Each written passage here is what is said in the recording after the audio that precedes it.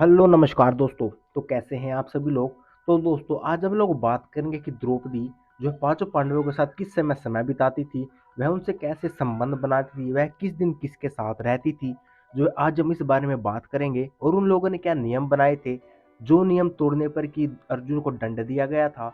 अब उस बारे में भी आज बात करेंगे। तो चलेगा इस वीडियो को अब हम स्टार्ट करते हैं। द्रौपदी भारत की वह प्रथम महिला थी जिसके 5 पति थे या 5 पुरुषों के साथ उन्होंने जो है संबंध बनाए थे। लेकिन सबसे बड़ा सवाल यह है कि क्या आज लोग यह समझते हैं कि द्रौपदी ने विवाह सिर्फ अर्जुन से किया था, तो उसका रिश्ता तो सिर्फ अर्जुन के साथ था, तो उन्होंने पांचों पांडवों के साथ शादी क्यों की। पांडव उस समय जो जंगल में रह रहे थे और इस दौरान पांचों पांडवों जो है एक कुमार के घर में रहते थे और भिक्षा मांग कर ही जो है अपना जीवन यापन करते थे।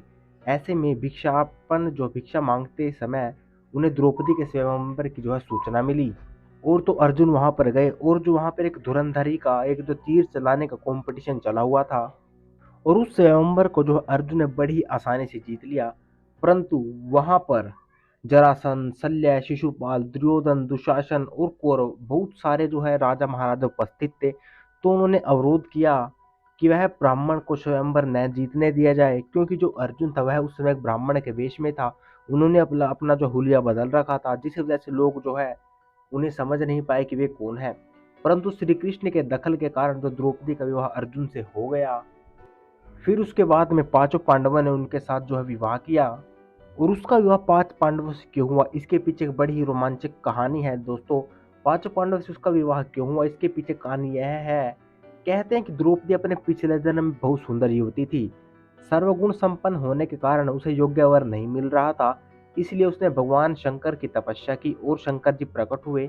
उस समय द्रौपदी ने हड़बड़ाहट में जो 5 वर मांग लिए और वह 5 वर बहुत ही डिफिकल्ट थे किसी एक इंसान के अंदर होना, वह 5 गुण, जिसके कारण कि अगले जन्म में द्रौपदी को 5 पति प्राप्त हुए। जब भगवान शिव ने द्रौपदी को 5 पति का वरदान दिया, तब वह यह भी जानते थे कि उसे अपने 5 पतियों के साथ पत्नी धर्म निभाने में समस्या होगी। इसलिए उन्होंने द्रौपदी को यह वरदान दिया कि वह प्रतिदिन कन्या भाव यानी कि दोबारा अपने कुंवारेपन को प्राप्त कर लेगी। इसलिए द्रौपदी अपने 5 पतियों को जो है कन्या भाव में ही प्राप्त होती है। शुरू में तो पांडवों ने एक एक दिन करके जो द्रौपदी के साथ बिताए। हालांकि कहा जाता है कि संतान को जन्म देने के लिए भगवान श्री कृष्ण ने यह सुझाव दिया कि हर साल वह पांडवों में से किसी एक के साथ ही समय व्यतीत करे। साथ ही जिस समय वह अपने कक्ष में किसी एक पांडव के साथ हो, तो उनके कक्ष में कोई और पांडव प्रवेश ना करे। यदि कोई पांडव ऐसी गलती करता भी है, तो उसे 1 वर्ष के लिए देश से बाहर जो है निकाल दिया जाएगा और उसको यह सजा जो है भुगतनी पड़ेगी। यह कहा जाता है कि द्रौपदी जो 5 पांडवों की पत्नी थी, एक एक साल के समय अंतराल के लिए हर पांडव के साथ रहती थी। उस समय किसी दूसरे पांडव को द्रौपदी के आवास में घुसने की अनुमति नहीं थी। इस नियम को तोड़ने वाले को 1 साल तक देश से बाहर रहने का दंड था। एक बार अर्जुन ने यह दंड जो है भुगतना पड़ा था। अर्जुन और द्रौपदी 1 वर्ष की अवधि अभी अभी समाप्त हुई थी और द्रौपदी युधिष्ठिर के साथ जो है उसका 1 वर्ष शुरू हो रहा था। अर्जुन भूलवश द्रौपदी के आवास पर ही अपना तीर और धनुष भूल गए और किसी दुष्ट कोई राक्षस जो ब्राह्मण के पशुओं को परेशान कर रहा था, तो अपना क्षत्रिय धर्म निभाने के लिए और उस राक्षस को सबक सिखाने के लिए अर्जुन अपना धनुष और तीर लेने के लिए जो है द्रौपदी के आवास में चले गए। और उस समय द्रौपदी युधिष्ठिर के साथ थी। बाद में जो उनको दंड दिया गया और अर्जुन को 1 साल के लिए राज्य से बाहर निकाल दिया गया। और 1 साल के वनवास के दौरान अर्जुन की मुलाकात उलूपी से हुई और वह अर्जुन पर मोहित हो गई। ऐसे में वह उन्हें खींचकर अपने नागलोक में ले गई और उनके अनुरोध करने पर अर्जुन ने उससे विवाह करना पड़ा।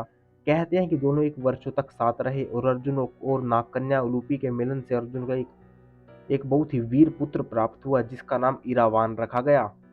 अगर हम द्रौपदी के पुत्रों की बात करें, तो द्रौपदी ने 1 वर्ष के अंतराल से पांडवों के जो एक एक पुत्र को जन्म दिया, लेकिन दुर्भाग्यवश अश्वत्थामा ने उन 5 को मार दिया। तो दोस्तों ये थी द्रौपदी की कहानी कि उसने किस तरह से पांडवों के साथ जो अपना जीवन व्यतीत किया। आप लोगों को कहानी कैसी लगी हमें कमेंट करके जरूर बताएं। और भी ऐसी वीडियोस के लिए आप लोग चैनल को सब्सक्राइब कर सकते हैं। And thank you for watching.